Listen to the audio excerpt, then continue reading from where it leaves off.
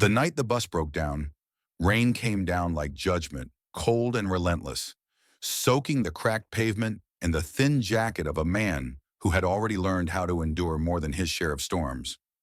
Michael Carter stood under a flickering streetlight with a paper bag of groceries tearing at the seams in his hand, calculating whether the milk would make it home before it spoiled and whether hope could stretch one more inch without snapping.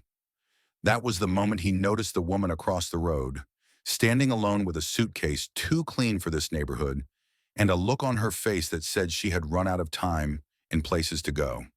He did not know then that one small act of kindness would change the course of his life, or that the woman he was about to help carried a secret powerful enough to reach the highest office in the state. If you believe in kindness, second chances, and the quiet power of doing the right thing even when life feels unfair, please take a moment to like this video, comment your thoughts, share it with someone who needs hope, and subscribe to the channel for more stories that remind us humanity still matters. Michael was a poor single father in every sense of the word. He worked nights at a warehouse on the outskirts of Columbus, Ohio, lifting boxes until his back burned and his hands cracked, then rushed home in the mornings to make sure his 8-year-old son Noah got to school with clean clothes and a smile that did not reveal how thin their safety net really was. Bills stacked up like unopened letters from fate, eviction warnings flirted with the edge of the doorframe, and grief lingered in the corners of the apartment where his wife once laughed before illness took her away. Michael learned to measure life in small victories: a paid utility bill, a full fridge for one more week. A bedtime story read even when exhaustion tried to steal his voice. That night, as the rain soaked through his shoes, Michael noticed the woman struggling with her phone, her fingers trembling as she tried to get a signal. The bus shelter offered little protection, and the last bus had already limped away with a coughing engine. Michael's first instinct was to keep walking. Kindness was expensive when you were already poor, and he had learned how easily generosity could turn into regret. But something in the way the woman hugged her coat around herself, eyes scanning the darkness with quiet fear, pulled at him harder than common sense. He crossed the street with the weight of his own worries pressing on his chest. The woman's name, he would later learn, was Grace Miller. That night, she was simply a stranger stranded miles from where she was supposed to be, her ride canceled, her phone nearly dead, her confidence cracking under the cold rain. Michael offered her the shelter of his umbrella, then a ride home in his aging sedan that smelled faintly of oil and laundry detergent. He worried she would see the dents, the torn seat, the child's backpack on the floor, and change her mind. Instead, she looked at him with relief so deep it felt like gratitude itself stepping into the car. The drive was quiet, heavy with the kind of silence that carries stories waiting to be told. Michael focused on the road, on the squeal of his wipers, on the familiar route that led past shuttered stores and tired houses. He dropped Grace off at a modest apartment complex near the edge of the city, a place that did not match the crisp suitcase she carried or the careful way she thanked him, as if she knew how rare his kindness was.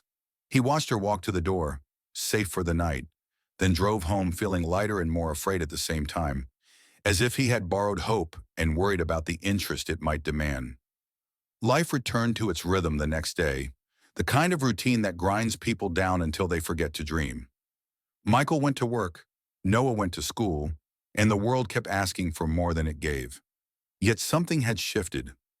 Michael found himself thinking of Grace, wondering if she had made it to wherever she was going, hoping the rain had not followed her inside. He scolded himself for sentimentality. He had no room for distractions. He had a child to raise and a life to survive. Weeks passed before fate crossed their paths again. Michael was leaving the grocery store with another fragile paper bag when he heard his name spoken softly behind him. Grace stood there, dry this time, her hair neatly pulled back, her eyes brighter but still carrying a depth that hinted at long days and heavier responsibilities. She thanked him again, this time with a sincerity that seemed to demand he understand what his help had meant. She explained that she worked as a nanny and had been traveling between assignments, caught in a situation that spiraled out of her control. Michael listened, nodding, not asking questions. He had learned that people revealed what they were ready to share when they felt safe. They began to see each other occasionally after that, brief encounters that grew into shared walks and quiet conversations. Grace learned about Noah, about the late nights and early mornings, about the fear that lived beneath Michael's steady exterior. Michael learned that Grace cared deeply for the children she worked with, that she believed stability could heal wounds adults often ignored, that she carried her own scars from a childhood spent bouncing between homes.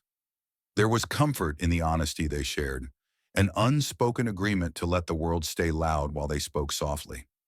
The change did not come easily or quickly.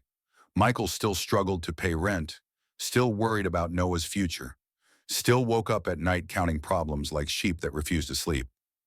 But Grace's presence brought a new kind of strength. She helped with Noah when she could, teaching him patience and laughter, reminding Michael that asking for help was not weakness. Michael, in turn, offered Grace a place where she was not defined by her job, where she could simply be human. The revelation came on an ordinary afternoon that began like any other. Michael returned home early from work to find a black sedan parked outside his building, polished and out of place.